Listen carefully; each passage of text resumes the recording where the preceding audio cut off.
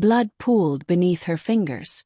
The desert wind howled across the wrecked battlefield, carrying the smell of plasma burns and scorched sand. Captain Rhea Soren lay half-conscious beside the wreck of her downed transport. Her armor shredded, her side riddled with bullet holes. 8 rounds. Clean shots from an unseen sniper. Each one should have killed her. But she didn't die. Not yet. Next to her, nestled in a cracked containment pod, was the small creature she'd nearly died protecting. A predator cub, barely half her size, its mandibles trembling with fear. Its mottled skin shimmered in the pale twin moons of Theta 9, the war-torn world where humans had no right to be anymore. The mission was supposed to be a retrieval. Get in, recover alien tech, get out. But then she found the cub, whimpering amid the corpses of its slain kin. And when her own squad turned their guns on it, calling it a threat, something in her broke. She stood in their way, and took 8 bullets for a creature her people called a monster. When Rhea woke again, her wounds were gone. She blinked into a haze of blue light. The air was colder, cleaner. Her armor had been stripped away, replaced with a silken biomesh that pulsed faintly with energy. She wasn't in her ship anymore. She was in a predator healing chamber. The cub was beside her, chirping softly, its golden eyes wide with relief. Then came the sound of heavy footsteps, metal against stone, slow and deliberate. Rhea sat up, her heart pounding as the chamber door hissed open. 5 towering elite predator soldiers entered, their armor sleek and ceremonial, etched with runes that glowed faintly in the dim light. Their masks reflected the flickering bioluminescent walls like mirrors of death. Each carried a plasma spear that could melt steel. The tallest one stepped forward, his voice a deep rumble that vibrated through the chamber.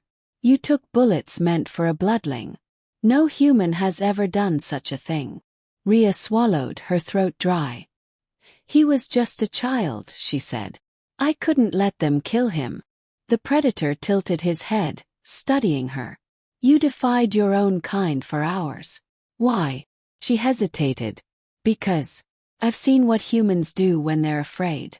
And I didn't want to be like them. The leader removed his mask, revealing scarred, reptilian skin and intelligent amber eyes. He stepped closer, his gaze unblinking. You have been marked by honor. The bloodling is the son of our High Huntmaster. You saved his lineage. The words hit her like a shockwave. The small creature at her side chirped again and crawled closer to her hand. Its tiny claws gripped her fingers tightly. You are now under our protection, the leader said. But your people will come for you. They will not accept that you live among us. They were right. Within 2 days, human ships descended into the atmosphere, broadcasting demands for her return. The Earth Dominion had labeled her a traitor, accusing her of siding with alien enemies. Rhea watched the broadcasts from a holographic window, her stomach sinking. Her own commander's face filled the projection. Rhea Soren is to be captured or terminated on sight. She has aided hostile xenoforms and compromised the mission. The young predator cub hissed at the image, baring his tiny fangs. Rhea reached out to calm him, feeling a strange protectiveness she couldn't explain. The elite soldiers stood silent behind her, their weapons gleaming, their loyalty unshaken. The leader approached. They will not stop until you are dead. But we owe you a debt. You may stay here under our shield. Or you can fight. Rhea turned toward him. Fight who? Your kind, he said. Or the idea of them. That night the sky burned. Human dropships broke through the clouds, unleashing barrages of plasma fire into the canyons surrounding the predator stronghold. Rhea watched from the battlements, the heat of battle flaring across her face. The elite soldiers moved with deadly precision, their cloaks shimmering as they struck unseen and vanished into shadow. She should have been terrified, but instead she felt calm, focused. The cub clung to her leg, watching the chaos below. Stay here, she told him softly. I'll be back. She took up one of the predator plasma spears, its energy core vibrating like a heartbeat. The leader met her eyes and gave a single nod. Fight with honor, human. She did. Rhea moved through the smoke and fire, cutting through her former comrades with surgical precision. They called her name through the comms, voices full of confusion and betrayal. She didn't answer. She fought like the creatures she'd once feared, silent, relentless, unseen. The battle lasted hours. When the smoke cleared, the sand was black with ash, and the stars above Theta 9 were reflected in pools of molten glass. The human ships retreated, broken and beaten.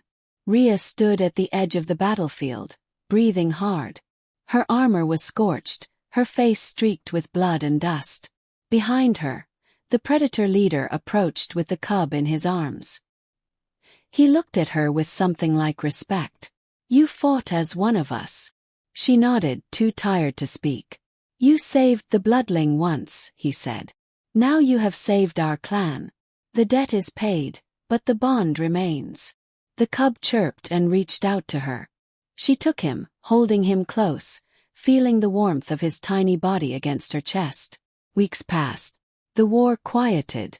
The Predators rebuilt their citadel among the red cliffs. Rhea stayed, training beside them, learning their ways. She was neither human nor alien now, something in between. The cub grew quickly, already mimicking her movements, his eyes bright with curiosity and affection. One evening, beneath the twin moons, the Predator leader approached her again. "Your people will return," he said. "They always do." "I know," Rhea said quietly. "And I'll be ready." He tilted his head, regarding her. "You would fight your own again." She looked down at the cub, who purred softly in her arms. "No," she said.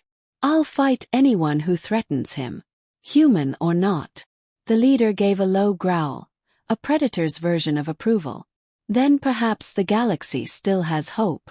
As the stars shimmered above them, Rhea felt the strange peace of belonging, something she had never known even among her own kind. She had been a soldier, a traitor, and a savior, all for a single act of compassion. And somewhere deep within her, she understood what it meant to be truly alive. Because sometimes to protect what's innocent, you must become what others fear.